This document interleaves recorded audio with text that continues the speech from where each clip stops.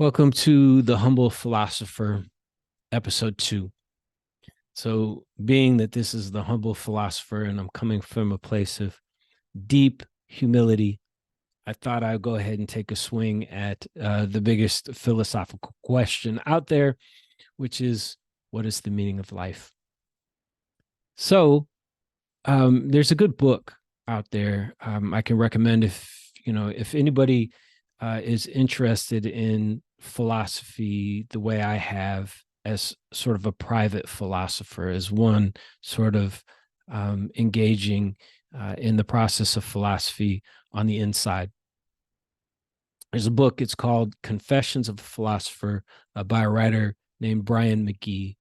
And he does a great job of walking the reader through just giving a tour of philosophy while at the same time coming from, the personal perspective, an autobiographical perspective. And one of the ideas that he has in this book is he talks about having philosophical problems, right? Uh, Perhaps everybody to some degree has philosophical problems, but being really aware, acutely aware at a personal level of philosophical problems. And what he means by this, he gives a couple of examples of himself as a child. When he was in choir, he would stand and look at the choir, and then he would close his eyes, and the choir would disappear.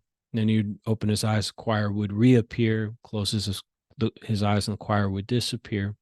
And of course, he's not making the case that he thought as a child that he was making the choir appear and disappear, but he was playing around with the observer relationship to reality at a very young age before necessarily he could, verbalize that or in that way, the way he could later on as an adult. And he also did something that I used to do as a kid, which is, just to look at one's finger and then wait and then make it bend and then unbend it and then make it bend and unbend it. And playing around with that idea of free will, like what is that thing that at some arbitrary moment can make my finger bend. And so reading that book, I was like, yeah, that's I see myself in that as somebody that's had philosophical problems that they've sought answers to. And so, perhaps one of the deepest philosophical problems that one could have is the question, what is the meaning of life? And I know that these are the question like that is almost like impolite, right? It's like the thing that you're not supposed to talk about, even though at a very deep level, perhaps it's literally on everybody's mind. It's the thought behind the thought behind the thought. Like, why are we here? What are we doing? Why this? Why not something else? And so I remember when I was 7, watching the old Muppet Show, and they used to do this recurring bit, this sketch called Pigs in Space. So it was Miss Piggy, in a silver space outfit, and then there was another guy, uh, pig, male pig, Captain Pig. They flew through the galaxy in this spaceship. And in one of the sketches, they were approaching the meaning of life, and they were, it was just over the horizon. Here comes the meaning of life. And I was enraptured as a child. Oh my God, Pigs in Space is going to reveal the meaning of life. And then, right when they got up to it, they cut away to something else.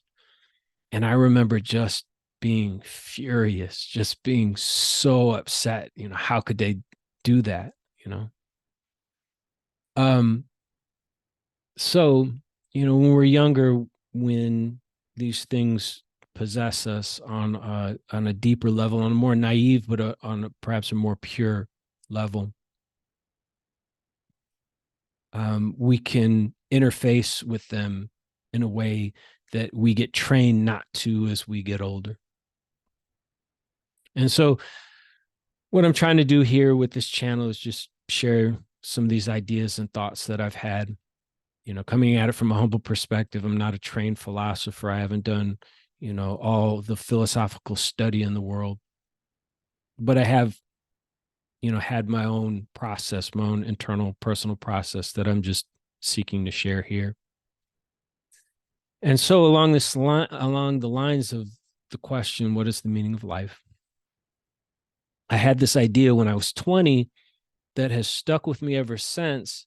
And so, along the lines of humble philosophy, just humbly putting it out there, not saying that this comes down from on high and this is the answer, but also at the same time, like, hey, maybe this is, something to play around with, something to explore. Maybe there's something to be had here. So in college, I was a creative writing major, and I was working on a novel, and it was, loosely based on my childhood. And it took place at this cabin that we would go to for a week, a few summers up in Wisconsin. It was just outside of Tomahawk, Wisconsin, Deer Lake, super small lake, part of, those lake chains up there, little cabin. So my folks took us up there again for that week, family getaway. And, I'm 20. And at that age, I was really, taking a swing at all, the big questions. And like, why not me? Why can't I be the one? That's the way I would think at 20. I mean, what would be the point? What fun is life if I can't be the one to figure these things out? So that would be part of my mindset at that age. But I was sitting in the canoe. I mean, you could canoe across this lake in 10 minutes. I'm sitting in the middle of the lake in the canoe. And at that time in my life, I'd been doing a lot of reading along the lines of like Joseph Campbell, The Power of Myth. That series had come out on PBS. My dad must have made a nice contribution to PBS at one point, because we got they were really nice books. There was 4 of them, The Power of Myth, these big coffee table books that, had really beautiful, rich photos of tribal art and that sort of thing. And then Joseph Campbell's take on the power of myth and its importance. So that was also part of my mind frame at the time. And believing deeply at that point too, in real magic, in real sacredness, in, almost like Eden was a place and it could be rediscovered in life. So I'm sitting there in this canoe and I'm surrounded by nature. And I look around me and it occurs to me that the meaning of life is myth. And so again, I want to, offer that very humbly, just as an idea, just as almost like a prototype to be driven around, see if this is a way to go. But as I've gone through life, that stuck with me as a pretty good idea. Like that, I found it holding up. And so what I mean by the meaning of life being myth is that myth is a structure of transformation. It's not just change. I mean, we could use change and transformation interchangeably, but change is, the wind blows and the grains of sand on a beach move around, and that's change. But transformation is change of inherent meaning. Transformation is change of consciousness. And so if you look everywhere in nature, at every living form, everything partakes in the mythic process, where you're starting out with, the hero's journey, whatever it is. I mean, all the way down to, bacteria, single-celled organisms, all the way up to you and me, and everything in between. Isn't just changing like those grains of sand being blown around on a beach, but they're evolving through time to a higher level of meaning. They're going through a process of transformation, which, if one looked at it, would be the mythical process. And so that would be my answer to the question, what is the meaning of life? The meaning of life is the production of greater meaning through this process of transformation. Now, I'm not good enough with the exacting parts of philosophy to then roll it out as, it's a 3-part process, it's a 4-part process, it's a 5-part process, it's a 12-part process. But everything we do transforms the kernel of consciousness that takes part in it. I mean, even like a sentence, it's the job of the sentence to transform the noun, the subject of that sentence. I what? I walk to the store. That transforms the meaning of the original I through a process that's more than just change, it's transformation.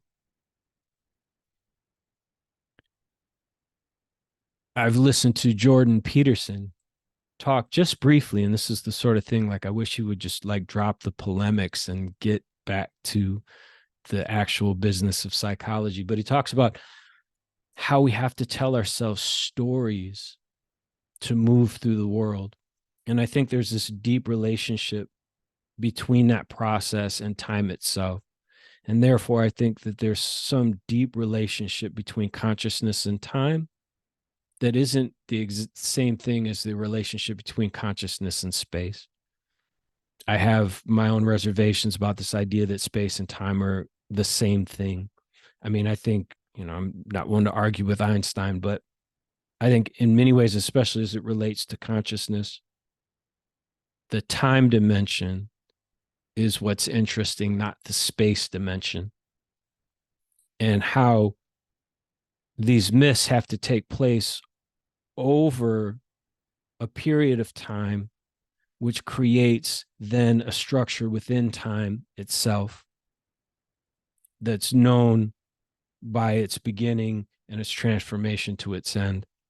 And so there's almost like this geometry of time.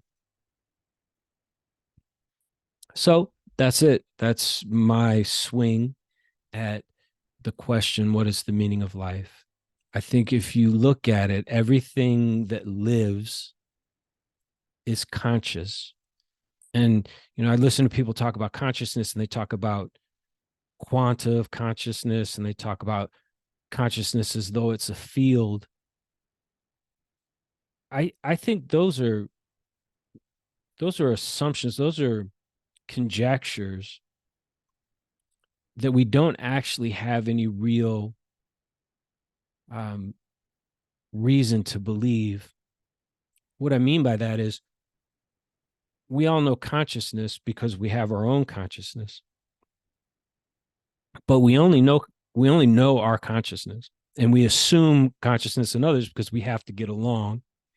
And I'll get into that perhaps in other episodes, right? There's this importance of trust. And if we, become solipsists, then others become solipsists, and, we run into some serious trouble, right? Because then, when we're driving, we're just all expecting everybody else not to be solipsists. We're expecting everybody to assume that everybody else is a conscious being. But we really only have access in that sense immediately to our own consciousness. And so I think it may be a mistake to talk about consciousness the way we talk about a field, a gravitational field, an electrical field, or to talk about quantas of consciousness, when all we ever really know is that consciousness is germane to an individual, to a one, to a self, be that, lowercase or uppercase s, and that self is an agent that has some level of free will, and that its operation in the world is intelligence, and that what it's constantly doing on all levels from micro to macro is going through a transformational process that essentially is mythical. And so, what is the meaning of life? The meaning of life is the production of myth. And the production of myth is the production of meaning, and the production of meaning is the process of greater and greater transformation. I think that even gets into then, I've done some study into deconstruction, and deconstruction is such a vast topic just because of the amount of reading that one has to do before one then gets into deconstructing. Anyways, there's just this mountain of information